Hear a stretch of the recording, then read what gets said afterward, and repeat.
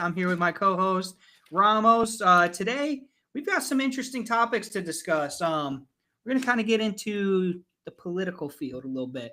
Talk about how we would run things if we were the president of the United States of America. Okay, so to get into it, what made me want to talk about this is what's going on with the Houthis right now and what they did. Were you? Did you kind of see what was going on with all that or no? The what? The Houthis. The hell is that? Okay, so the Houthis are. Hold up. I- Before we start. Got to crack open a cold one. Okay. Yep, sounds good. So the Houthis, right? They're a group over in the Middle East that hate us. I don't think they have like a actual country. I think they're just kind of like a group of people. So what they did was they launched, I want to say, 15 ballistic missiles at our ships that were going across what's that called? The channel that's over by Kuwait and all that. You know what I'm talking about? Is it the Iranians? They're in Iran, but they're not Iranians. Oh, and did they just blow up that British vessel, like fuel tank? Yeah. I think they're the ones that, yeah. So anybody that knows anything about America is our number one rule is you don't touch our fucking boats. Like, ask Japan, we factory reset them twice. So we haven't really said what we're gonna do yet, but I'm interested in what you think. If you were the president of the United States right now, how would you handle all of this global conflict happening at the same time? Good God Almighty. What a question. I didn't study for this one. Let me do a quick so do you want what so what is my approach globally, or what is my approach to the Houthis? Globally. If you were to God. So right now, we obviously have the Ukraine war going on. Jesus We've got Christ. whatever's going on in Gaza. We got the Houthis attacking us. We got Middle East threatening fucking bombing everybody. Yeah. We got China sending troops up to Russia to There's help. tariffs with Canada, deportation of Venezuelan gang members, issues Right. with our Mexican border. Right. There's a whole lot going on. What So, else is there going on? If we were to pick you up, and we're not talking Republican or Democrat or whatever like that, we're just saying if you were president of the United States, how would you fix it? How would you go about fixing everything? That's a good question. Man, where do we begin? Here's a counter question. Yep. Would you begin globally or would you begin locally? Personally, I'd begin at home. Yeah. So solve issues at home first. Yep. Okay, I agree with that. How in depth should we go with issues at home? Should we like within the U.S. or within our like neighboring countries? I would say everything really. Because there's so much going on too within the U.S. that has to be fixed or that should be fixed. Right. No, I agree 100%. Well, man, Oop. this is tough. I didn't really think about this too much. This is a hard question. It's a tough one. It's a tough one, sure. Sorry, I'm just making sure our lives are working on everything. How's everything looking? It looks like we have viewers on YouTube and Twitch. This is our first live event, but I'm not seeing it on Facebook. All right, check Facebook while I ponder this Okay. this question. Yep. Because if we're fixing things within the US, there's a lot that needs to be fixed. Agreed. Or a lot that should be fixed. Man, it's just like I don't know where to begin. What's the most important thing? You know? We're live on everything, so we're good. We're live on everything. Great. Bam! Now Okay, there's people continue. watching Sorry. me Ramble on about not knowing what to do. Not knowing what to do. Reason number one why I shouldn't be president. So, do you want to know what I would do? Give you like I kind of need like a little bit of Okay. guidance. So, me personally, What do you got? I'm not going to worry about tariffs at first. That's not going to be. We just had an attack against the United States, okay, by the Houthis. Not only that, I forgot to mention the Houthis put out a commercial. You know how when soldiers come home or military members, whatever, if they die, they drape the flag over the casket. Yep. So the Houthis put out a commercial that was a bunch of caskets with the American flag draped over them, floating in the water. Oh, so they want beef with us. They want the smoke. So Okay. I'm gonna give it to them. Okay. I'm gonna give it to them. What I'm gonna do is I'm gonna put warheads on foreheads. First thing I'm doing is I'm sending a Tomahawk missile straight to the leader. I'm putting warheads on foreheads. So you're I'm not acting going first, thinking later. Here's the thing. All right, I don't so have. Here's a question. Here's a counter question. Yep. Who's on the Houthi side? Who's on their team? What is their Um, starting lineup? I want to hear it first. Uh, I have them on Wiki right now. so who's on? So Who are we attacking? So here's the thing with the not Houthis. who's on their team, like who's on their side? Because if we attack them, who is gonna, rebel against us? Is it just So them, or is it other people, other countries? Who's owning up to being with the Houthis, or you got who's allies backing right the here. Houthis? So according to Wikipedia, the Yep. allies are Iran, Syria, North Korea, Oman, Libya, Russia, and then a bunch of group of people. Yes. Hamas and Hezbollah are on there. So, probably some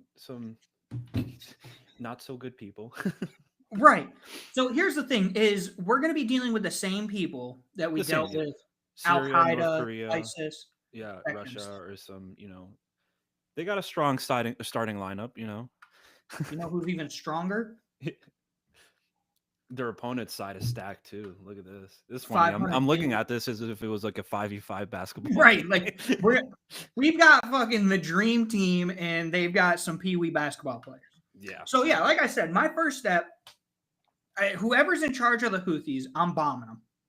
Okay, I can tell you who that is right now. Step one, the leader. Abdul Malik al-Houthi. Oh wow, are the Houthis just like a mafia name sort of thing? Maybe. I haven't done too much research on them to know, but I know that if you want the smoke with the United States, I'm going to give it to you. Okay. So let's say things work out great, and they realize, oh shit, the United States is not here to mess around, and they're gone. Okay. Right. After we take out Mr. Houthi, they're like, all right, we're going to calm down. We're not going to attack the boats anymore. Let's just say that. My next step, okay,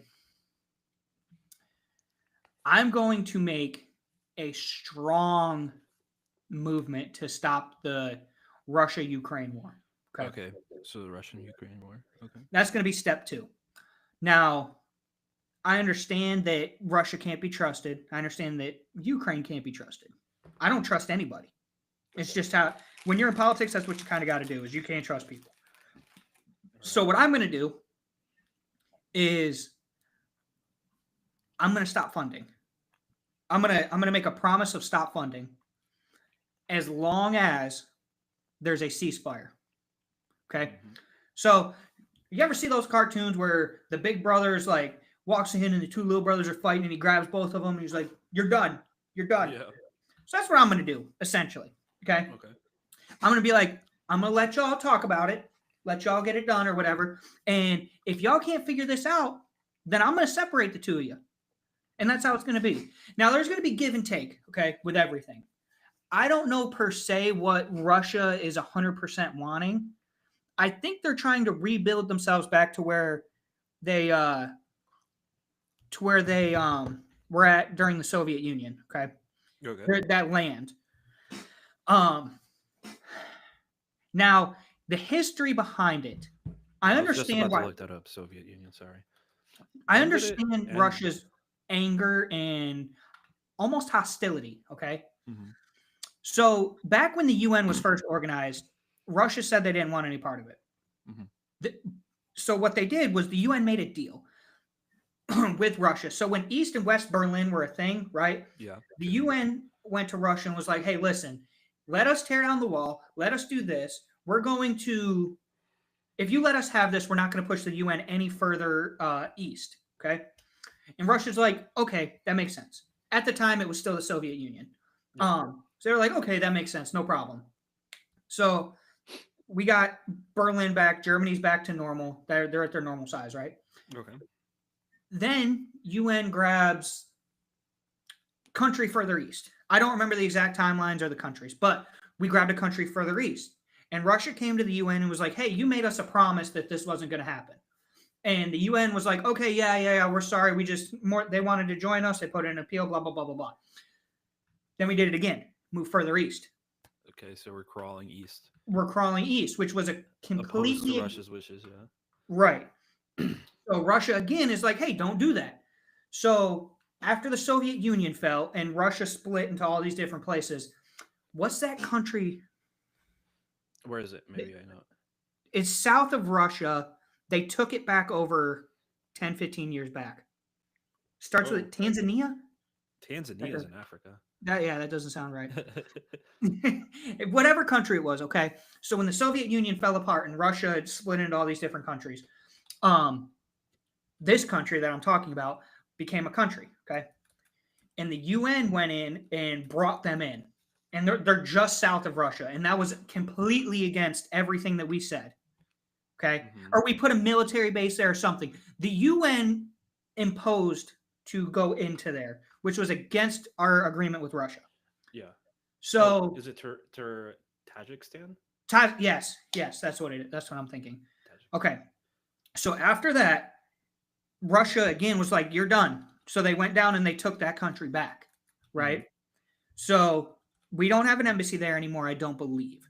After that, when Russia, so the United States, sorry, I'm getting a little tongue twisted. So the United States wanted to put a base in Ukraine. The United States and the United Nations wanted to put troops in Ukraine. Mm-hmm. That is what ignited Russia moving their troops to the border. Oh, okay.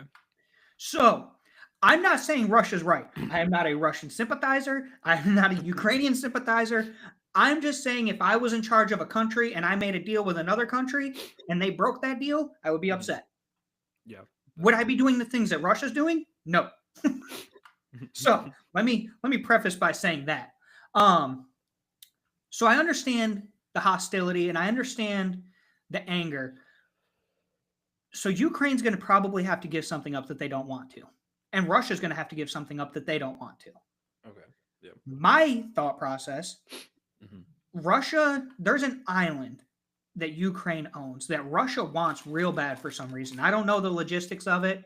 So I don't know how detrimental it would be to or against us or them or anything. I would say give them the island. I think it's a huge moneymaker for Ukraine. But let's say we give Russia that island that they want. And in this deal, Russia now allows Ukraine to be in the UN. Is it Snake Island? No. Snake Island's that island with a bunch of snakes. What? No. Snake Island, I think, is the island that has the most variants of snakes ever. So Snake Island, also known as Serpent Island, is a Ukrainian island located in the Black Sea, near the Danube Delta, with an important role in delimiting Ukrainian territorial waters. Maybe that's what it is then. Yeah. Says this island has been known to. This is just like a historical stuff, but yeah, I mean, like I guess it's the only island that came up. Really. So that's probably what it is. What's the logistics of it? I don't know. I don't know all the logistics, but we're gonna have to give and take if we want that war to end. Okay. Yeah. All right. Mm-hmm. So I say give them that if they allow Ukraine to be part of the UN. Okay. That's give and take. We're gonna have to do that. Now, if they don't, then I say United States makes a demilitarization zone just like North and South Korea between Ukraine and Russia. Mm-hmm. You don't cross this line, we don't cross this line. This is it. And the UN's probably going to have to stand guard there for a while. And if somebody, either side, decides, oh, I'm going to bomb so-and-so or I'm going to bomb this person, then we move troops in to stop that. If there's a deal in place, okay? So let's say all that works out perfectly and we don't have to go to war with anybody. Okay. It's very hypothetical, don't get me wrong. Very hypothetical.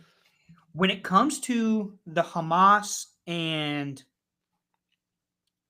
the Gaza Strip and all that, my opinion, we just got to get out of there. I don't think there's any. I think that there's evil atrocities happening on both sides, and I don't Mm. want part in either side of it. Okay. Now the Hamas, okay, they are or not Hamas. The Hezbollah? people that the Palestinians that are trying to Mm. take over Israel, okay? Mhm. There's groups of them that are doing atrocious things. Yeah. Is that Hezbollah? Hezbollah. Yeah. I'm not sure. I'm not sure either. They're doing atrocious things, right? Horrible. Israel is bombing the shit out of the Gaza Strip, which is killing civilians, killing children, killing a lot. Mm-hmm. I think that's something that we just gotta So let saying them just get out of there. get out of there. There's Are no. we in there currently? I'm not too sure. We're sending aid to both sides. So just aid. We don't have any troops nearby. We're sending I aid to think we both have like, sides.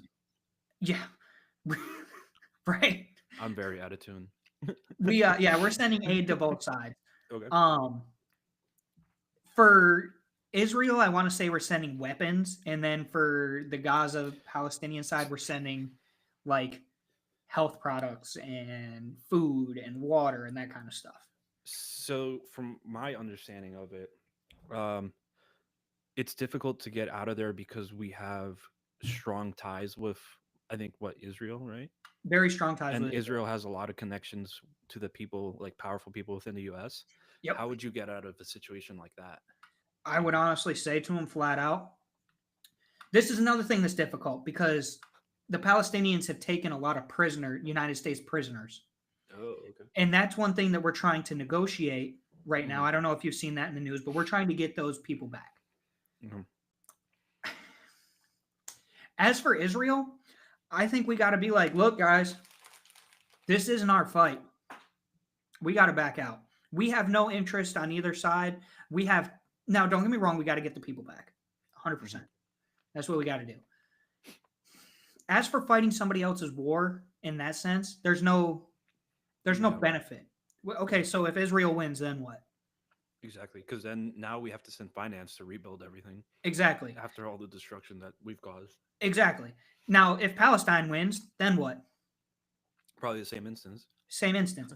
This is a lose-lose situation for the United States getting involved in this. Mm-hmm. I say we get our people back, we cut aid to both sides. And we present that to the government of Israel. We're like, look, we're just gonna pull back.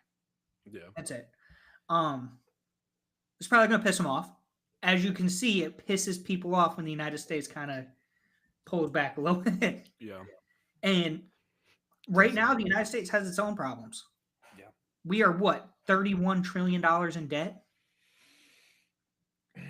I don't think that that's acceptable. So we're gonna have to figure that out.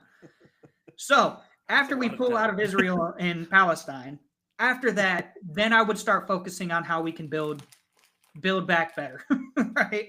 Okay. Internationally still? I think we're going to have to build. I think we're going to have to. So I'm interested to see where the tariffs go. Okay. The way tariffs are supposed to work is short-term pain, long-term success. Okay. So we're not going to know if it works for a while. Because the purpose of it is to tax like imported goods, right? Yes. With the idea of rebuilding internally by building U.S. products, right? Yes. Okay. Which so far, okay, we've been seeing a huge uptick on foreign countries investing in building in the United States. A company in Japan, I forget who it was, just made a $500 billion investment to build factories in the United States, to build microchips. Micron, probably. Might be, yeah. Micron, because they're building one here in Syracuse. Oh, no shit? Yeah. Mm-hmm. Yes, that's probably exactly who it is. Yeah, but I'm not sure if they're Japanese owned, but there are a lot of Japanese technology companies in the U.S. Yeah, exactly. It might be Chinese owned, actually. Because I know China does a lot of microchips and a lot of processors. Let me look it up. China's actually the ones who builds most of our graphics cards for like PCs and shit. So if you're in the PC market right now, getting a graphics card, Not likely, unless you're paying a premium. Excuse me. Sorry, my bad. Micron is actually an American company. Oh, Yeah, U.S. Maybe that's why they're building a lot of. right. They're expanding, yeah. Good. So that's pretty good. So He's. Oh, sorry. no, I go have ahead. a question. Yep. Do you know historically of any other countries that have used this tariff approach and that has worked? That it has worked successfully? So use this approach that Trump's using right now. This Yeah. Have there aggressiveness. been any other countries or any other instances in histories in which tariffs were used as a means to improve the economy? So outside of America in the 1940s. Anytime, anytime. So America in the 1930s and 40s. Okay, we used huge amounts of. Actually, I think it was 45 when or 47 when we stopped First tariffing. World War. No, start It- Second World War. yeah, Second World War. After I want to say, don't quote me, but I want to say after the Second World War is when we stopped doing tariffs because that's when we built the Federal Reserve and we did all that shit. Okay. Before that, we were tariffing, and a lot of people, what they do is they say that the tariffs are the reason that the Great Depression happened. Really? So that means tariffs were used in the First World War? Tariffs, After we've the always First used World War? tariffs. Really? So here's the thing that I don't think people are quite realizing. Every country tariffs. Okay. Yeah. I'm It's assuming just- to some degree. It's just a level of tariff, right? So the only countries that the United States right now is out tariffing is Mexico and I want to say China. Okay.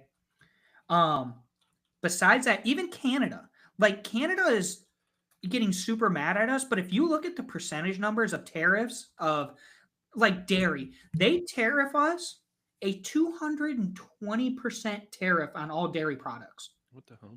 Now, And we're are tariffs for the goods coming in, right? yes. Okay. So Hmm. it makes it harder. So let's say a gallon of milk is $1. Yeah. Okay. So for the United States to make a gallon of milk, Mhm. set in, I'm sorry, production of a gallon of milk is $1. So for the Yeah. United States to make it and then send it to Canada, Mhm. $22. Interesting. So that makes it So, where yeah. So if a Canadian wants to buy a gallon of American milk, which is, I guess, hypothetical for this, numbers. for this example, it would cost them what, like $23? Well, $22. it depends on how much if you want to make a profit. So you've got to pay a Oh, so dollar then to make it. you got to, so it'd probably be like $30. Right, $30 For a gallon of milk. Right. That's what I'm saying. It's like these tariff percentages. So that's going to make it to where people in Canada don't want to buy the $30 gallon of milk. Yeah, And they can buy American the milk. $5 gallon of milk right here. Now, if the cow was born in America, but then Right. shipped off to Canada, is that still American milk? They're going to deport it. Send it back. Send it back. We don't want your cows. I don't know how all that works. I know that was just a stupid. This goddamn cow's got a Confederate flag. Send it back. Send it back. Cow's crip walking in our front yard. Cow's crip walking. Jesus Christ. Okay. Outside of the cow crip walking, the United States has said we are not going to like superimpose tariffs on anybody. We are going to match every company's tariff or every country's tariffs. Oh, okay. So if Germany has a 10% tariff on all things, Yeah. the United States is matching it 10%.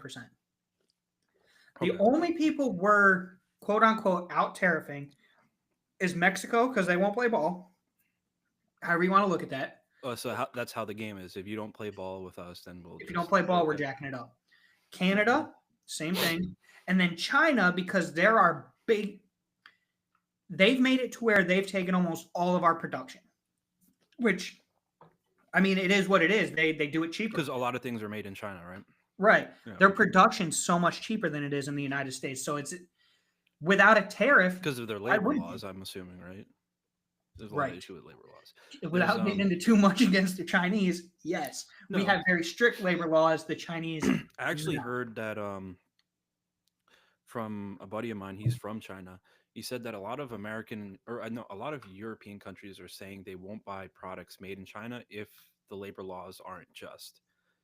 Good. And that's making a lot of Chinese companies fix their labor laws, so which they have better working conditions and better working Good. I hours. didn't know that. That's Yeah, good. he told me that, and I was like, oh, no kidding, yeah. So that's Because why a lot of they're rough. That yeah, shit's rough. yeah. I don't think they have any kind of child labor laws. I don't think they have any kind of I don't minimum know. wage. I've never been to China. I have no idea. I can just tell you the horror stories that have been said. I don't know Yeah, factual evidence behind it, but yeah. yeah. So yeah, the tariffs, I don't know if they're going to work. Okay. I know that every other country uses tariffs to some degree. Hmm. And for what it seems like is every time our government threatens tariffs, it kind of pushes things along. Hmm. Whether that's a good thing or a bad thing, I don't know. But I'm trying to think. How does tariffs help the economy, though? To any degree, so if at all. so like you were saying, okay, the cow. Yeah. So let's say the tariff isn't on the cow. Yeah. Let's say instead of so they buy the cow, instead of spending $30 on a gallon of milk, okay, or the $22 to import, let's say they buy a cow for $100. Okay. Now the cow lives there. Now there's no tariff on any of the dairy products that cow produces. Okay. So they're So now producing. Yeah. So now that cow's milk, instead of being $30 a gallon, is $5 a gallon because you brought it there to do its work. Obviously, a very loose analogy, but works. Hmm. So a microprocessor, right? Or let's say a graphics card, right? Yeah. A lot of gamers these days. So a graphics card, your brand new ones cost $800. Okay. Mhm. So it's made in China Yeah. or wherever. There's no tariff at the moment. Mhm. So that $800 is probably exactly what it's going to cost no matter what. $800. We impose for good numbers, a 10% tariff. Okay. Mhm. So now it's $880. Mhm. Or you take the company and instead of making people pay, it wouldn't be a 10%. It'd be much larger. Yeah. But $880 to make, ship, and buy here. Okay. Mhm. Or you take the company and you bring it to the United States and you make things here. And now instead of being $880, you can charge $820, which is still a $20 increase Mhm. from what it was, but you're not paying this tariff. Okay. Mhm. And then the idea is after you make your money back for coming to the United States and building here and blah, blah, blah, blah, blah. Now we're going to start to see, okay, well, this thing only costs $700 to make in the United States. We don't have to charge $820. Hmm. We can charge $760, $7 whatever. Yeah, we have more leverage to play with the prices. Right. That's the idea. Now corporations are greedy. Corporations are ruthless. So, will it work? I don't know. But the thing, But with the the idea issues is with good. moving the country or the companies into the country, right? Mhm. I'm assuming for like a chip manufacturing company, we'll use this example. Where is the material coming from now? Because then now we would have to. I'm assuming we don't have microchip material in the U.S. We do. We do. A Oh, lot okay. of it. The United States has some of the most untapped resources in the world. That's a good thing. For one way or another, we don't tap into everything that we should be. Which the things we don't have, I don't know if you saw the Russia and Ukraine when we were going back and forth, they were going to strike a mineral deal with us. Mm. Mm-hmm. And in that mineral deal, we were supposed to be able to, let's say you need lithium, okay, to make these microprocessors or whatever. I'm not familiar with what's in them, but let's just say. And let's say Russia has lithium's good for car batteries, so EVs. Okay. Yeah, EVs. We've got Tesla here. We've got fucking Ford. EVs use lithium batteries, right? Yeah. Regardless, lithium is in batteries. Yeah. So Russia has, let's just say, an abundance of lithium. Okay. Mm-hmm. We signed this mineral deal where we send people over there. We pay Russia a certain amount every month or every year or whatever the process is. and we are able to mine this lithium ourselves. Mm-hmm. So now there's no tariff on that because we're mining it ourselves. Mm-hmm. But we have a deal with Russia or Ukraine to go get their minerals, and we pay them for it. Yeah, we're just So therefore, there's no tariff on that because we're the ones going out and doing it. yeah. And this is now an American company that is sitting there and mining stuff and sending it back to the United States. Mm-hmm. Mm-hmm. The thought behind it. Will Yeah. it work?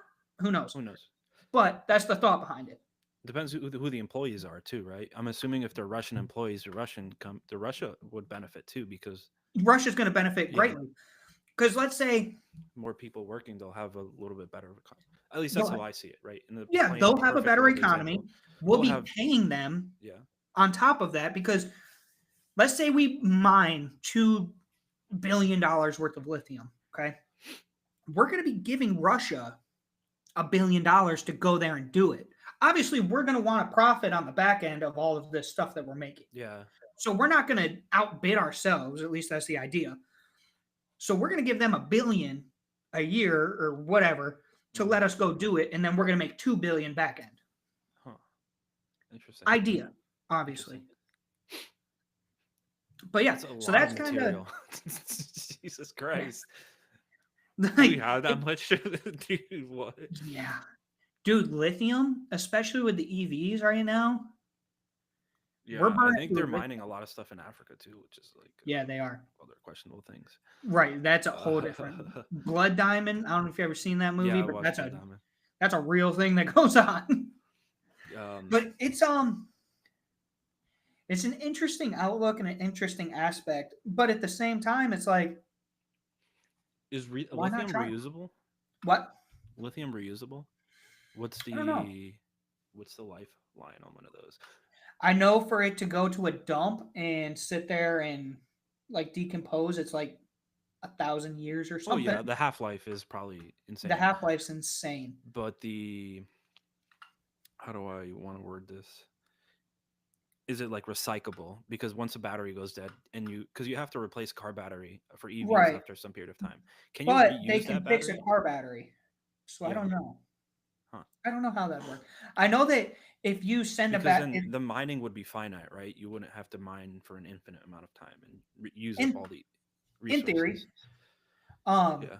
if it was reusable. Now I know if you go to AutoZone and you buy a new car battery, you get like $60 off or something if you give If them you, your old yeah, battery. return the old one, right? Yep.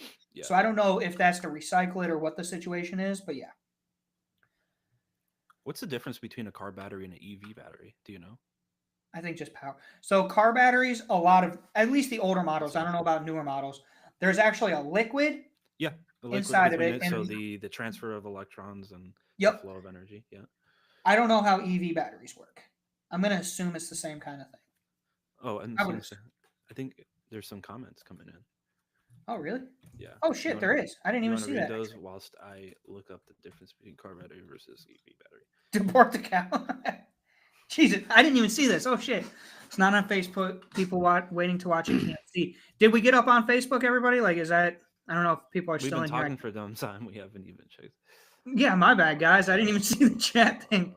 U.S. is in 36. Yeah, see, so we're in $36.7 trillion of debt. Like, we've got to come up with a plan. We're not going to be able to continue down this path and still be a country. You said deport the cow. I felt attacked.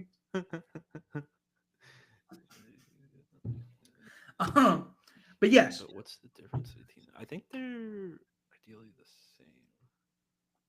were you looking up The difference between the regular car battery and like an EV battery? Yeah. The only thing that I can think the difference is the Different EV types of battery is battery. rechargeable. Yeah. So it's like you plug it in and it charges back up. Mhm, So there's got to be a different mechanism. I don't know what it is, but yeah. mhm. That's what But I'm yeah, trying to look so at. either way, we're in $36.7 trillion of debt. There's got to be something that happens. We've got to change something. Trump's overall plans are to use tariffs and fund the government and eliminate all income. I agree. Oh, it's because there's different. Sorry, there's different types of batteries. Oh, for gotcha. Okay. EVs, yeah. As far as I know, they're still watching. So she said that the Facebook still isn't working. So if you go to my profile, look on my profile, click live. It might work for you. Let me look So on if you yours. go to my, I don't want to echo through that, but yeah, if you go to my profile, it should pop up there. I don't know why it's not for you guys. I'll Let me have to look it look up. into that. I like how it says where they're chatting from too. It says YouTube underneath, so that's pretty cool. Oh, it does? Yeah. Oh, you're not live actually. What? Is you? Refresh it. Try to refresh. I'm refreshing. Click on the skull. What's that say? I can't see. View story, see profile picture. No, you're not live on here. Weird. I wonder why it's going live. Oh. Is it do you have for only for you? I bet. It's probably you probably didn't Edit share. privacy. Yep. Yeah. Yep. My bad, everybody. Shit. Okay, now check Facebook. Okay, we've got it. I've got to Oh, remember. now that. it says you're live. Shit. My fault. It's all right. They just missed the talk on tariffs and what else did we talk about? Oh, Bomb warheads on Kazakhstan foreheads. leaving the Middle East and now it should be up. My fault, everybody. Shit. It's all right. It's first time. Yep, first time live. It's gonna happen. But yeah, so for almost $37 trillion, we got to come up with a plan, right? That's something we got to do. Well, $37 trillion. It's not that much money, right? Yeah, right. Well, here's the thing that people are getting mad about. Okay. Let's see. What are people mad about? Let's hear it. Doge. The Department of Government Efficiency? Yes. No. People are pissed about it. Now, I don't care who or what you are. If you're Democrat, Republican, whatever, independent. Name two more. Come on. No, the damn libertarian and all the above. Socialist. For us being in $37 trillion of debt, we need to figure out how to spend our money better. Here's a question for you. Yep. What are the benefits of getting rid of our debt? Is there a benefit? Is there a benefit to having some debt? Okay. Put it like this, okay? The devil. Let's just say the devil. He makes deals, right? Lucifer. The one that lives in LA? Yeah, that one. I'm actually rewatching that, so that's what made me think of it. Oh, so he does favors for people, right? Yeah. And with that, in return, he's like, you're going to owe me one. To have no debt means you don't owe people favors. But if people are in debt to you, they owe you favors. They owe you favors. Okay. That's how I look at it. Now, what's going to happen if we don't pay off our debt? It's going to sink. There's actually a timeline. I forget what exactly the timeline is, but there's a timeline that if we don't pay off percentages of our debt in this time, then it's up to be bought. Yeah. Okay. So imagine. What's that word? I feel like they have a word for that. They do, and I can't think of it. I hear it all the time too. Whenever the presidents are coming to election. Yes. So with it, imagine a repo guy, right? Not a repo guy. So like a credit card consolidation, okay? You spend, let's say, 10 grand on a credit card. Now you're going to, I just signed into YouTube to chat, deporting your money. There are 2 reasons for that. They hate Trump and anything he does. I agree. I agree 100% about the whole people hating Trump.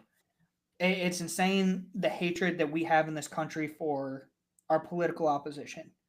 It's been that way forever, I think. Yeah. Do you think there's ever? I don't think there's getting rid of that. We didn't used to have it. I'll tell you that. You think so? Yeah. I mean, look back in the Jimmy Carter and Ronald Reagan. I feel like it wasn't as public though. Like back then, we didn't talk as much back then. Politics is a very because people hated Herbert Hoover. Remember him? Yes. That was 100 years ago, exactly. Right? Yeah. Now I agree, but if you would have voted for Hoover and I would have voted for Coolidge, was it? No, FDR maybe. FDR maybe. No, whoever I think it was. FDR won after Hoover.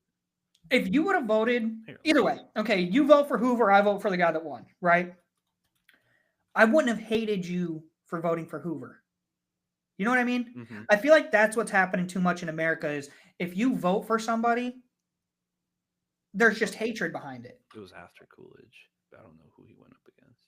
Um, so I think that's a big problem that we have in today's political field and in the United States. Are you seeing? Yes, I see your comment, Nanny. I just saw it. Um, back in the day, you didn't talk about politics or religion. Now, I agree, and back in the day, you didn't.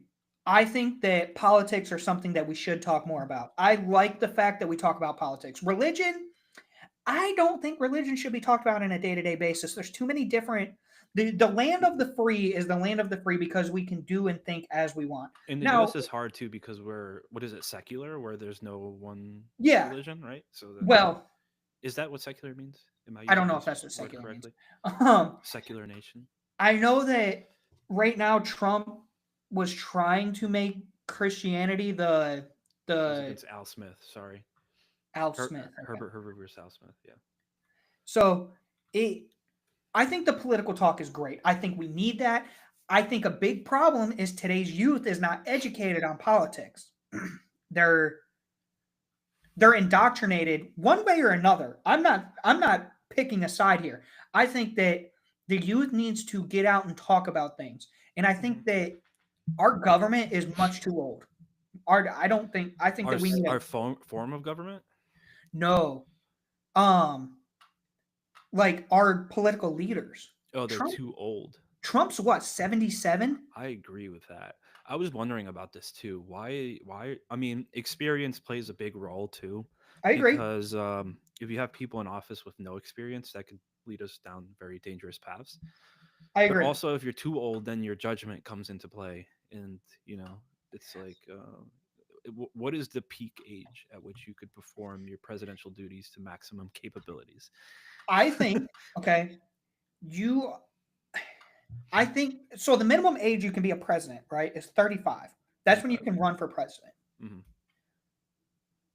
I don't think there should be a minimum age. Really, Obviously adulthood, okay? So 18. adulthood. Adulthood, you should be president, okay? You need to be an adult because you have to be voted in. It is not a 78. it's not a But if you 78. See, yeah, I said what, 77? So yes. Yeah.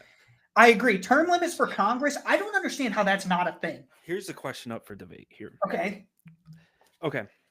Just because I'm not gonna lie, I kind of like the idea of like monarchies Okay. and kings and queens and stuff, right? Yep, So yep. if we get rid of the minimum age requirement and we do have a younger president, wouldn't it be more beneficial for that candidate or that person to be in that position longer? So you want to take away term limit, necessarily a term. Yeah, You can only run twice. in essence, right? Hmm. Would that be beneficial? Because then you have a young It could be. person in office, and then if they're in that position for a long period of time, I feel like maybe they'll be better down the line. I think as This is long just for a debate thing. No, absolutely. Yeah. I think as long as we continue to vote them in, as long as there continues to be a Are there countries that democratically that don't have a term limit? Fun fact. I don't know. I've never looked into that. I want to say yeah. Isn't But I don't know. Russia Democrat? Because isn't Putin run for president every year?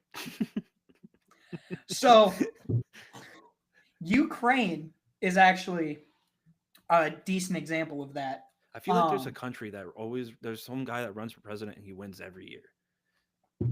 I don't know. Russia, but that's what I thought too, because every couple of years they're like, "Oh, Putin won presidency once again." Yes, I don't know how their political side works. I feel like there's other countries though. Here's the thing: is I could 100% agree with letting them stay in longer, but then we run into okay. Let's use for an example. Okay. Yeah, let's go. Examples. Let's say I like examples. Let's say Donald Trump was an awful president. Okay. Speaking, hey Monty, what's up? Monty's in the chat. Monty. From Sarah. Tanks. Yep.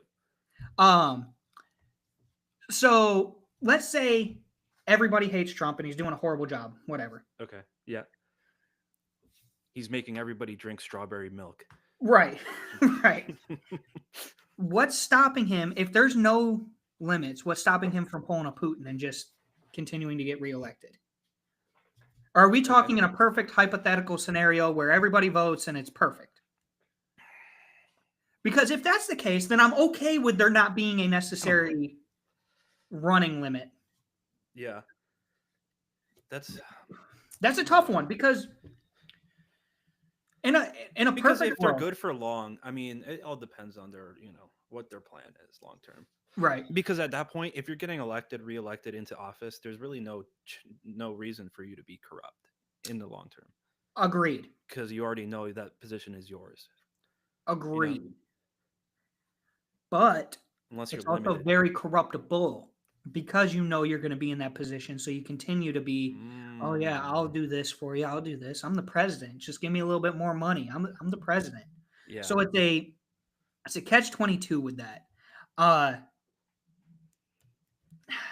don't know. That's tough. I wonder if there's a way to limit it.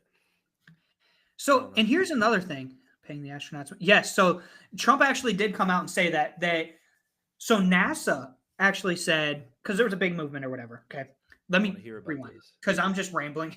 So let me rewind. The astronauts that were stuck up in the space station for months and months longer than they were expected. 9 right? months. Yeah. Right. So they, I guess there was a big movement that they wanted the astronaut, like us regular everyday people, wanted the astronauts to get paid overtime for being stuck up there. And NASA, NASA came back and said, well, they signed a contract and they were salary. So they didn't put in more hours to make more money. They just were on their salary. That wasn't their exact word. Is it hourly salary? Hourly salary? Hourly salary? It was, they got paid, I think, $150,000 a year, I think was the number that they said. Okay. So there's like a yearly salary. Okay. Right. No, I don't think NASA, in my opinion, NASA, should they throw them a bonus? Probably. They should. So, okay, here's a question. They were in the International Space Station, question mark? Yeah, I believe so. Do you think every nation in the world should be paying astronauts that are in the International Space Station? Because they're not in an American location. But it's a NASA-run thing. It's an international one. But they're NASA astronauts. Interesting. That's a tough one because they're NASA, which is an American. Yeah, I guess. Company. Yeah. But they're in the International Space Station working. Yeah. I think. Why am I working for another country without getting paid by that country? I agree. Pay them. Pay those motherfuckers. But either way, Trump came out and said that he's going to come out of his pocket to give these astronauts more money. That's interesting. Do you think he'll do it? I think so. Here's the great thing about having a billionaire as president. Is he a billionaire? Yeah, he's where I know during his first term he seized or he got rid of a lot of his assets, didn't he? Well, I know during his first term he went from $7 billion to $4 billion. The only president in history to lose money while in office. Okay. Interesting. So beyond that, I don't know. I know he's still a billionaire. One great thing about having a billionaire as president, pretty hard to corrupt a guy who can buy whatever the hell he wants. Like, I'm just gonna say. And here's another thing about Doge. Okay, everybody can argue that Elon could be president. I don't think Elon has the talking ability to be president, but many presidents haven't. True. Here's the thing about Doge. Everybody's like, Elon's got your Social Security, blah, blah, blah, blah, blah. Okay, the $400 billion that he has, he's not going to take the $13.75 out of my bank account if I can need that. He's not going to take my money. I don't know. A lot of 13.75s could be a lot of money.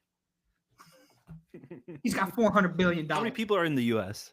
325 million. 325. $1 from each person. That makes me a millionaire. $1 for each person would make you $365 or $325 million. I'd be rich. Yeah, but you still would have a fraction of what Elon Musk has. It would take every American. I feel like a lot of his money though is in assets. No, at that point, when you're a billionaire like that, it's not the money that you have; it's the money that your company has. Yes, but here's the thing: is everything's written off as a company expense at that point. Oh, so it's not like taxable? Is that? Yeah, pretty much. And that's how they get around so many taxes. So it's definitely it's a catch-22, Yeah. which is another thing that Trump's trying to do. I don't know if it'll pass and I don't know how it'll work, but I guess his new thing is if you make under $150,000 a year per person, you do not have to pay income tax. Oh. If you make over 150,000, I think it goes up to a percentage, Mhm. which I'm cool with. Yeah. I Pretty mean, cool. That's good. I think Did you hear the news about what Harvard's doing too? no, it's Harvard doing. So Harvard is offering free tuition for students with parents that make less than $200,000 a year, and then if your parents make less than $100,000 a year, they're giving you a free like room and board. Harvard? Yeah, Harvard University. Wow. Yeah, I think it's pretty cool. No, that's awesome. It's just out of all of the universities in the world, Harvard's like the last one I would expect to do that. Yeah, they're doing that. Yeah, I think they. What up, Kobe? How you doing? Sorry, somebody said something. Kobe. I wish I had something to throw. Just a mic. Kobe. Kobe. I got my empty Diet Pepsi caffeine free can here. I got my garbage can is next to me. I can't really Kobe it.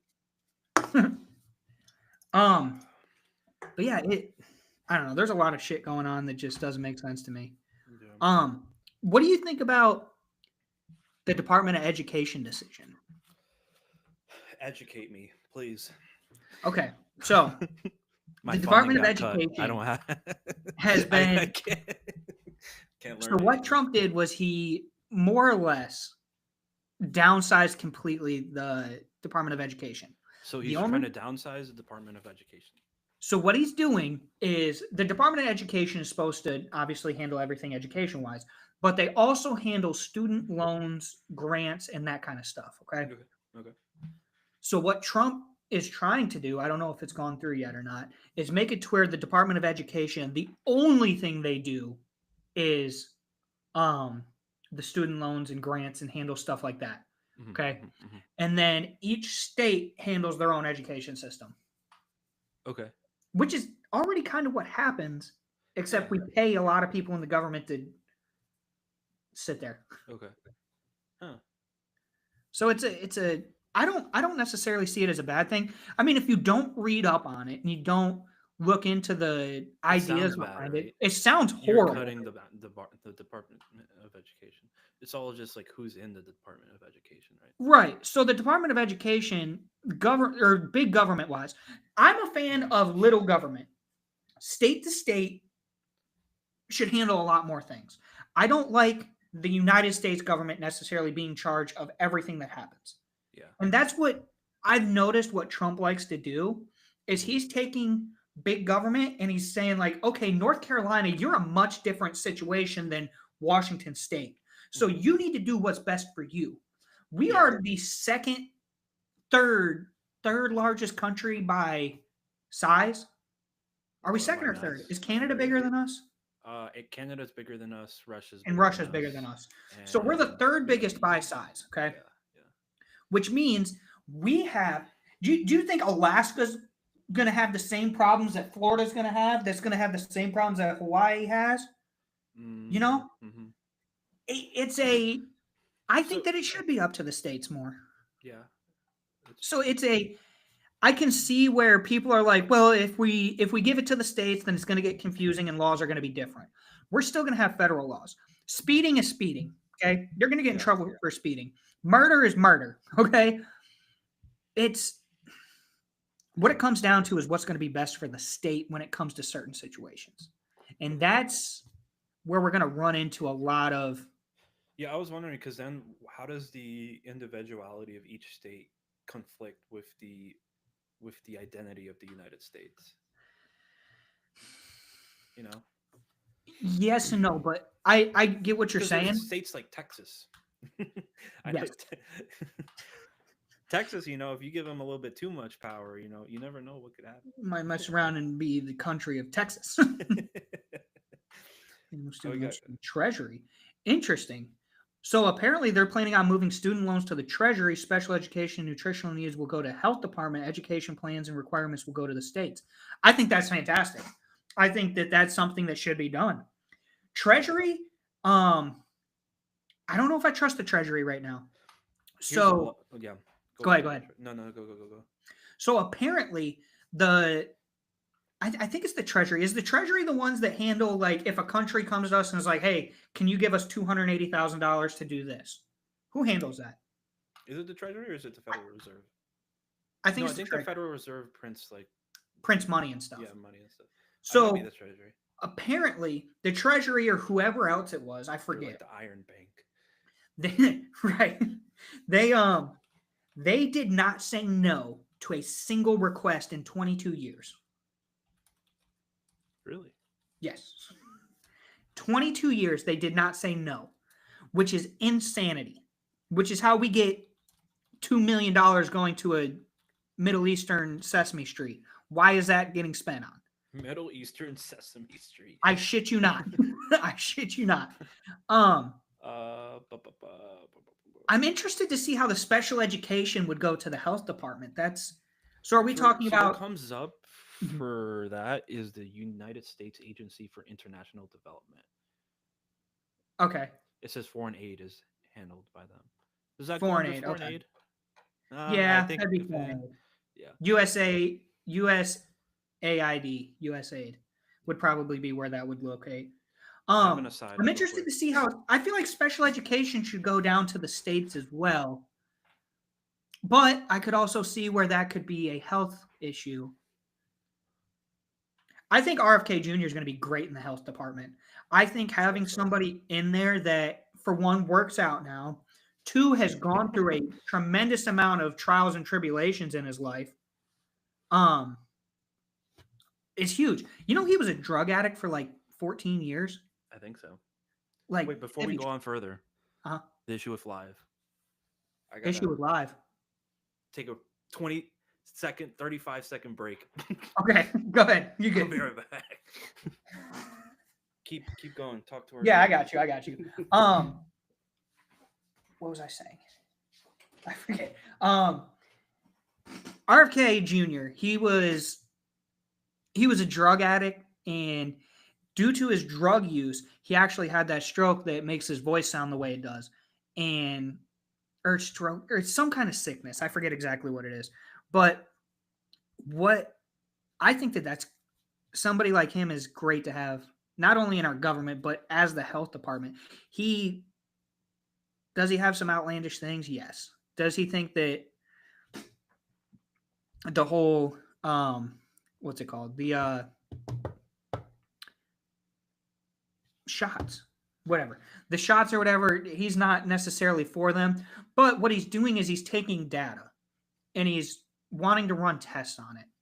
So it's kind of a good thing per se, because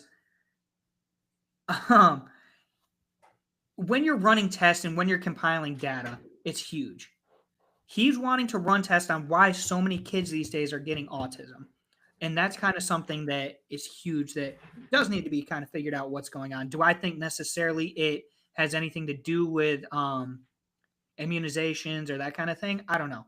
I was just saying that RFK wants to look into immunizations and stuff like that, because I guess there's data that shows a link between them and increasing numbers in autism.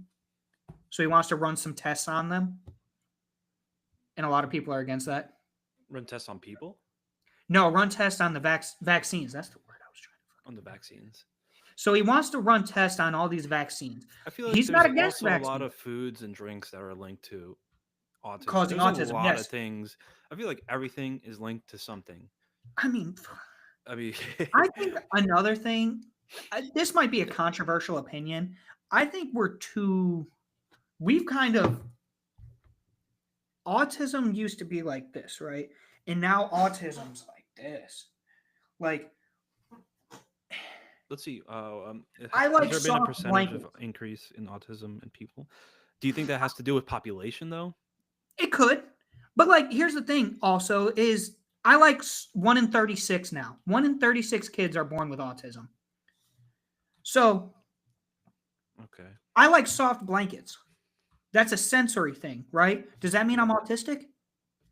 By definition, yes. You know? Oh So yeah, how we identify and how we not identify, but what kind of tests do we run? What kind of yeah, situations? how do we classify? Microplastics are another huge thing. They're finding microplastics now inside of like fetuses. Did you know that? There's microplastics in everything. Everything, dude. There's It's everything is so bad. microplastic.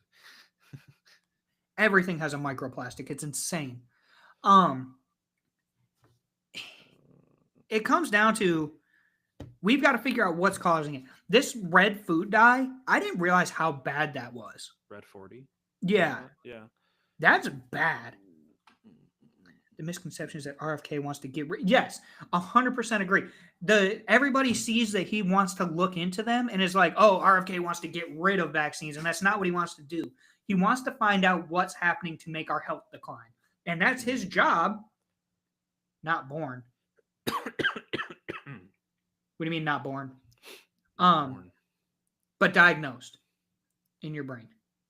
Yeah, I'm like confused. It has Mom said not born but diagnosed. Okay, so maybe we're talking about how people were born with autism instead of how people were diagnosed with autism. Is that what you Maybe referred to? Yeah. So it's because I think it's just how you define autism, right, and how you show the signs of autism that are probably better studied now or better understood. right, and I can get that, but at the same time, why necessarily are we? Because imagine all the people that could have had autism back in the day, but they had it at the very minimal level. But Right, they like didn't. They were like, "Oh, you're just fine. You just feel how you were saying the blanket feels weird on your I feet." like the soft blanket.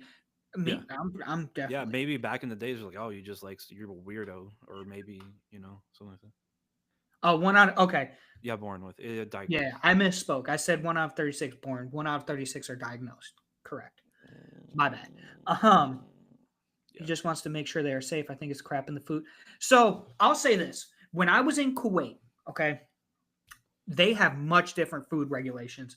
I ate Burger King, Texas Roadhouse, you name it. I ate, if I would have eaten like that here, I do eat like that here and I'm fat. So when I ate like that there, I lost But weight. what were you doing over there, though? I You were mean, I was working in doing the two heat. Yeah, I was doing 2 a days at the gym 100%, yeah. but at the same time I was eating like shit and seeing drastic improvements. I feel like in the U.S., our activity levels are much lower than in other countries. Yes, but even as soon as I came back and started, for one, the food tastes way worse here. Everything over there tastes better. Yeah. Um, and here's when I was going to the gym consistently back in the States, but I wasn't eating necessarily great. I was I was gaining weight again. I was getting bigger and bigger and bigger. Even if I was on a well-regulated regimen of gym time. Mm-hmm. Even if I ate chicken and rice every day. Yes. Perfect. When I was in Kuwait, I didn't have any kind of GERD or acid reflux issues. And now, dude, if I walk down the street and a strong wind blows, I'm fucking Acid like, reflux is the worst. I hate oh, that. horrible. And that's, I think we need to do a big revamp of our food. Yeah. The pesticides we use. Did you know that the pesticides we use to keep most of our food like edible and all that edible aren't legal in other countries, That and we makes just spray them with our sense. food. It's insane.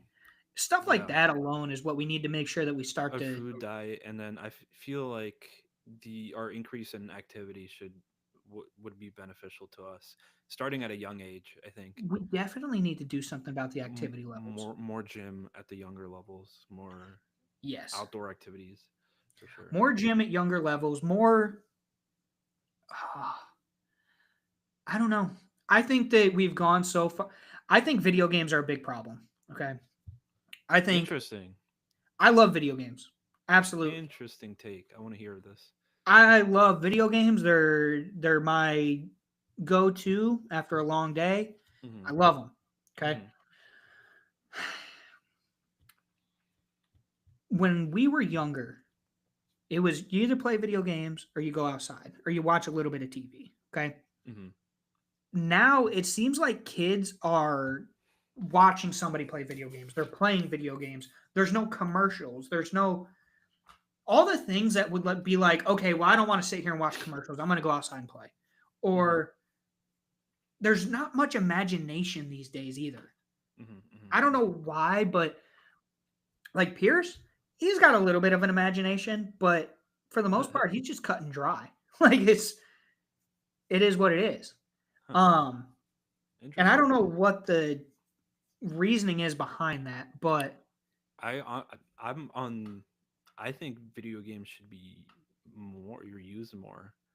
now I think they're great for hand-eye coordination and motor skills. I 100%. think video games are great. I think how we manage them is probably Yep.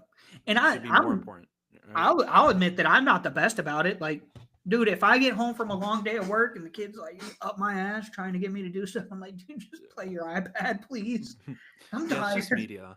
I think that's why people that read more are a little bit more imaginative and a little bit smarter Yep. because you kind of have to process that information and then Yep. generate something out of it. Whereas When with you're video reading a games and book, like yeah. media, yeah, you kind of it's already given to you. There's Yeah, when there's you're no- reading a book, you have to picture it in your head what's happening. yeah, When you're playing a video game, it's happening. You're seeing it. yeah, So you're seeing it happen. it's interesting. Yeah, it's a perfect example. French fries in Canada, 3 ingredients. Probably potatoes, vinegar, and salt. In the United States, 15 ingredients. That's insane. 15? Mm-hmm. We need to clean our food products, get kids back outside. Yes. Active I don't know how to administration. go about, but here's the thing also is I'm a huge person on freedoms. Don't take somebody's freedoms. I'm 100% against that. So I don't know how to regulate or make kids go outside. Because obviously the parents, yes, the parents can go outside and play. A lot of parents don't. A lot of parents don't Yeah. feel like it. A lot of parents just want to sit there. Yeah, the issue is that you work so hard and then you spend every day at work and then you come exhausted and you got so much to deal with.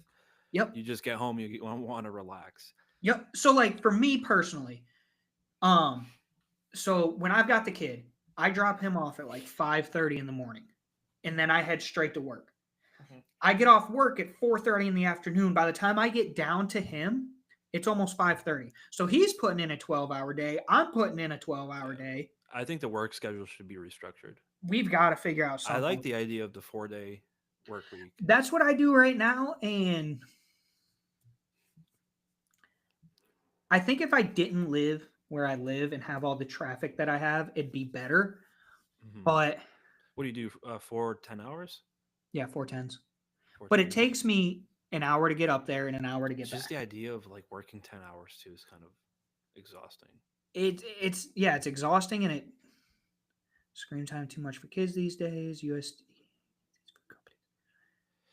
Yeah, exactly. You have to teach. See, you gotta teach kids their freedoms 100% to a certain degree, but you gotta make sure you fucking put. Can't let that. If I had a kid, I'd throw him out in the wild and make sure he comes back. Mm-hmm. If he's It's like the alive, Spartans. You have to fight a wolf or something. he comes back with a full bear suit on. I know he's good. He's good to go. Exactly. The But issue yeah. too is that there's just way too many people, and for everybody to be following the standard procedure would be impossible. Right. Yeah. It's yeah. I don't know. There's a lot of things that need to change in the United States. That's where I was going at with when we were talking about the empire stuff last week. When you grow too large, it kind of becomes a little bit of a hassle to maintain and manage everything if you want it to be a certain way. That's why But a see, lot of smaller countries like Denmark, Finland, Norway, and all those, they're always the happiest and they have like the best lives agreed. because they're small, they don't have a lot to manage, and And that's why I think that cutting down on the big government is such a good idea. Because it's almost like we have 50 little countries instead of one giant one. You have 50 little ones that are all working together. Yeah. That's the issue with acquiring land too. That I think we need to go back to conquest. That's like the opposite of what we're talking about. I'm just saying.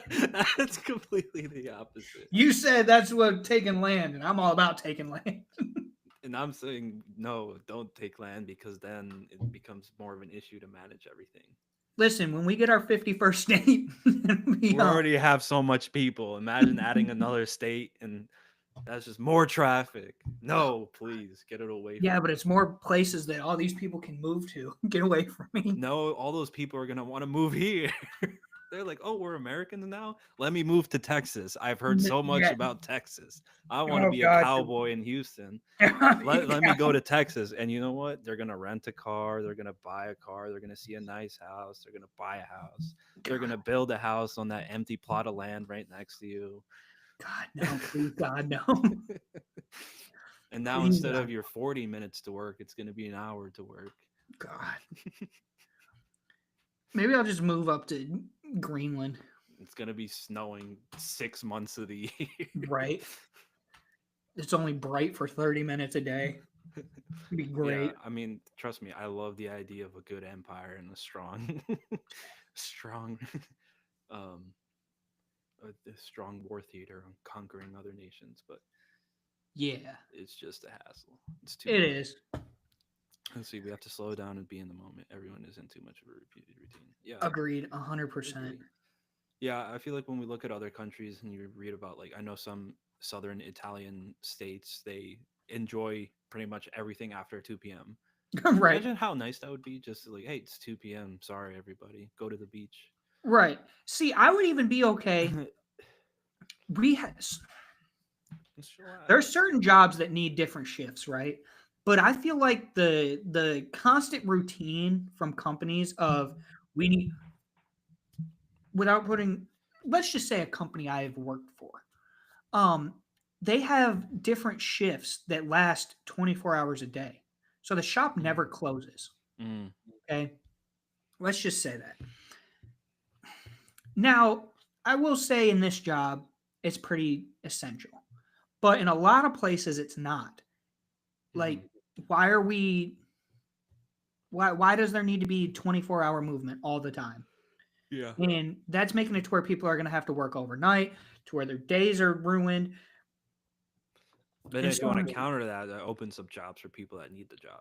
it does. Yeah, that's the issue. It's a catch-22 with everything. It is. Yeah.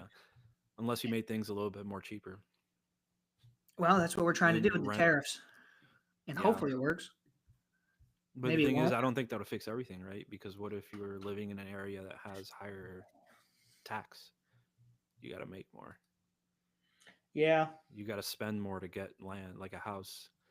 You're saying a house costs what, like 300,000 in Texas? You go to depends on what you California, get. it's like, yeah, 600, 700,000 for a house. Yeah. We just need to, like take a big saw and cut California and kind of push it right into the water. Push it in the water. It's California's not bad. no, I think California has beautiful land. It's I was just in California this week. Fun fact. how was that? It was nice. It was nice. The weather was nice. It was beautiful. You just missed a cyclone going through there. What? Yeah, I guess it hit a couple When? days ago I was there a couple of days ago. or a week ago or something. Okay. The only issue is there's like a lot of traffic. So much There's traffic. a lot of traffic. Mom asked if you agree with the tariffs or what's your input on them. Input of tariffs. Do I agree with tariffs? That's a good question. Do I agree with tariffs?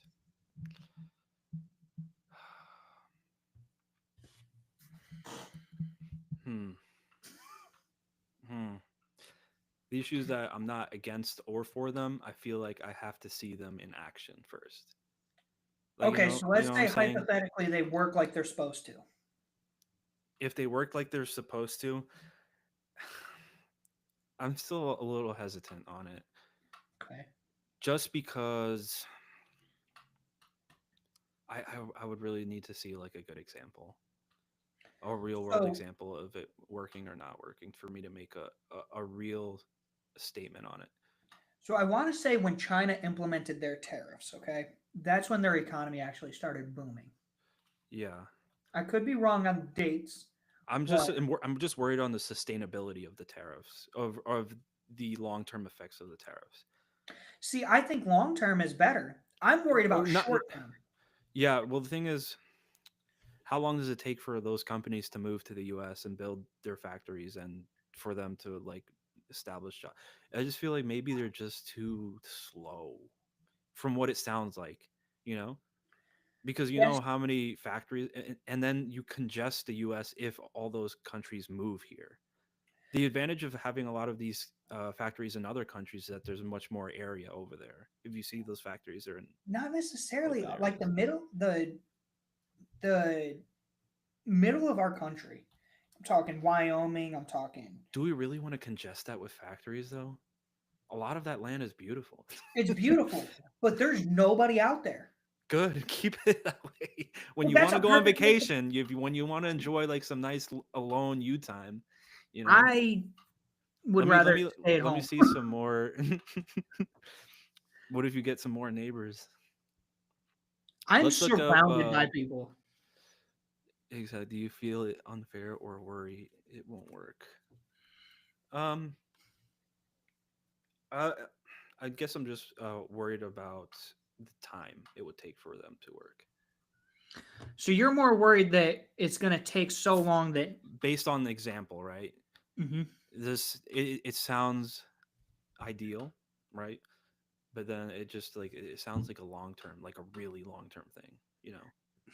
So I do get what you're saying. It seems like a long term, but as soon as Trump announced them, we signed a $500 billion deal to bring companies over here.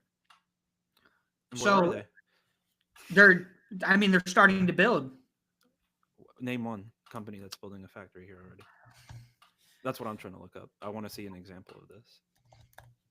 Because yeah, a company could say they'll move here, and then everything's written that they're going to move here, and then sure enough, 10 years down the line, you're still wondering where are they. I will tell you. It's like a lot of things. A lot of things work on paper, but once I want to see it, an example of it for I companies. forget exactly who. I want to say it was a Japanese company. Japanese Okay, company. so And what about the startup companies here in the U.S.? What about people that want to start their own companies here internally, make them I American? mean, Where are their could. opportunities now? You know. So these are the companies that have already agreed to moving production and moving factories into the United States.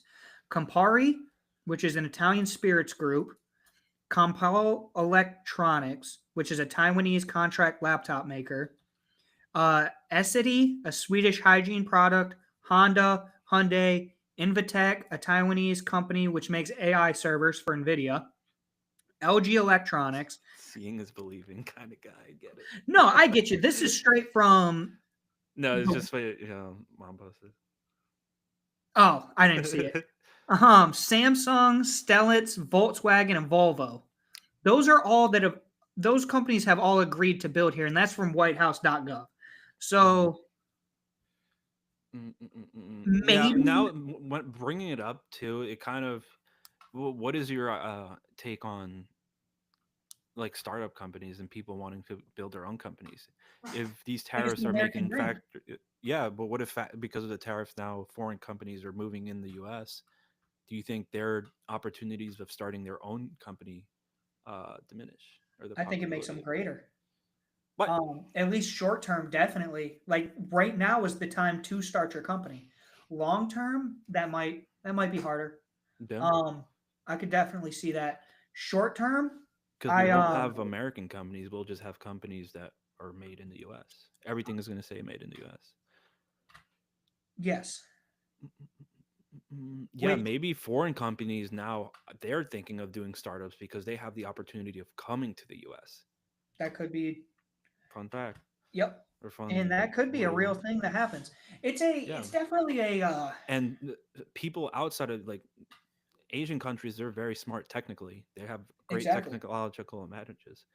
So Yeah, if they get on it quick and start their own ideas for their own companies, they could easily move in the US and and exactly. yeah, So get it's building. Which I right now guess would is how be the you see time. it. I guess is how you see it. Right now would be the time to start companies. But Hmm. yeah, so Trump has already said that he's going to give a gold card, which I have mixed feelings about. I don't know if I like that. A Because gold card, it's like 5 million, I think, $5 million right for dollars, for foreigners to come into the U.S. and start and their own. automatically get citizenship. Yeah, I don't like it. I don't think. $5 million in retrospect, it's a lot of money to the normal person. Okay, don't get me wrong. Yeah. But $5 million to a rich guy is nothing. Yeah. And For how sure. many times are we going to get somebody that comes over here and just pays 5 million, I feel becomes a like United people States outside citizen? of the U.S. There's a lot of smart people outside of the U.S. too. So I think I agree. they have that advantage over But us. here's another thing: we're given a fast pass to $5 million, no questions asked. You be a United States citizen. What's stopping these terrorist organizations from getting $5 million, paying for a gold card, and damn Becoming a citizen. becoming a citizen and messing something up? There's too much. Uh, I think there's too many. that's also the disadvantage of having a business person run the government. Because he's like, I'm going to get money now. I don't think $5 million is worth the risk. I think there's a dollar sign that would be worth the risk. I don't know what that per se is, Yeah. but I think there is a The dollar sign that's worth the risk for that. yeah, but I'm on the fence though. also too, if you increase the dollar sign, so though you increase the chances of somebody with a little bit more power to get that opportunity easily. You funnel down with who can come in, but you Hmm. also funnel up with like the person with bad intentions coming in because they have the money and the power for it. Agreed. With a little bit less money, you open it up for more people, in which you diminish the probability of somebody with bad intentions coming in. See, I disagree. I think it's the opposite. So let's say $5 million to get in. Yeah, Now you have this wide base. Okay, yeah. all of these people now fit the There's criteria. more people with $5 million. Yeah, exactly. So now you're going to have to look into all these people, right? Hmm. Something's going to slip. Now let's say it's 5 billion. You've now narrowed it to this. Yeah, exactly. Now But you're only going to have 10 or 15 that can get in, but you can do an extensive check into these people. wait, are these people getting checked for the gold I don't card? know. I'm just saying perfect. I would assume. I mean, I could be wrong, but I would assume Yeah, yes. I have no idea. I have no idea. I think it's still very early talks, but I want to see the freaking example. Tariff. it's tough. It's a tough one. But Mm. yeah. Well, I think that we should go ahead and wrap it up, man. It's been an hour and a half almost of us yapping. What? Right, that's what I'm long saying. enough. Right. But we need to save some content for next week. You got any last minute remarks, comments, anything like that? Yeah. uh, um, I don't know. What do you think? I got everything out the way that I want to You got say. everything out of the way? I think next week we'll try to get a guest on to do live. Yeah. I've been talking to Grant, so maybe him. Talk about the Crusades. Oh, I love the Crusades. I You know love the me. Crusades. Let me tell you about the Crusades. Um, I guess the only thing I'll probably bring up last maybe like a 5 minute talk. Mhm. How much do you think, if any, should be allocated towards mental health stuff? Because I feel like there's been a significant increase in mental health issues. Should there be any financial That's a tough one. adjustments towards that? Is that something that needs So financial, like aid or whatever? I don't know what the proper terminology that's a tough one. That is in a tough government one. is. Damn, that's a tough one. Allocated monetary value, towards mental I health. damn. So here's my thought. I think we have too many people on antidepressants and medication. Okay. I think that just because somebody's sad one day doesn't mean they need to get on medication. Mm-hmm. I don't think that Okay. I think that long-term medication is a bad idea in 99.9% of situations. Okay. Mm-hmm. Um, so it's a tough one. It I wouldn't necessarily say we need to pour more money into it. We need to allocate money to the right places. To And the if right that place. means giving more money to the right places, I'm for that. Mm-hmm. But I don't know. I don't know necessarily. I think that all the money that we pour into big pharma, if we took some of that that isn't needed, like I said, I don't think that somebody that's having depressed time needs to be on medication for the rest of their lives necessarily. Yeah. And that's what a lot of medication does. Yeah, the issue is with I seem like a lot of medications, it's for life, which is kind of awkward, you know. Yep. But sometimes you can get away from Sometimes that. you need it. Yeah. Sometimes there's always going to be situations where somebody might need it for their entire life. But we have far too many people that have had a bad day, a bad week, a bad month. And I that feel are like a done. lot of those issues could also be fixed with adjusting how our day is, Yes. structured. I think a lot more Maybe. people would be a lot happier if they didn't have to just rise and grind every single day of their lives. Hmm.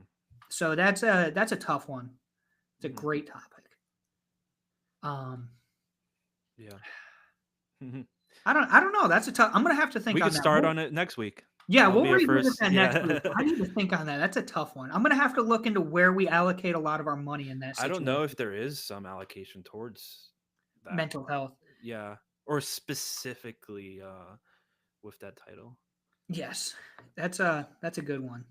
Yeah, we'll leave Misdiagnosed it. and wrong medication habit. Agreed, 100%. That's If anybody has takes, send in some DMs with your takes. yeah, and we'll bring absolutely. them up next week. Yeah, Message us, let us know what your take is, and we'll bring it up. we'll And look into it. we're gonna go live from here on out. I think it works out This should pretty be good. uploaded right directly to our YouTube. Yeah. Well, we're gonna do some editing, put our intro onto it and everything. But Okay, cool. But yeah, it'll be we'll go live every time now, and then every Saturday at noon, we upload the episode from the previous week, and then we'll shoot our episode just like we've been doing.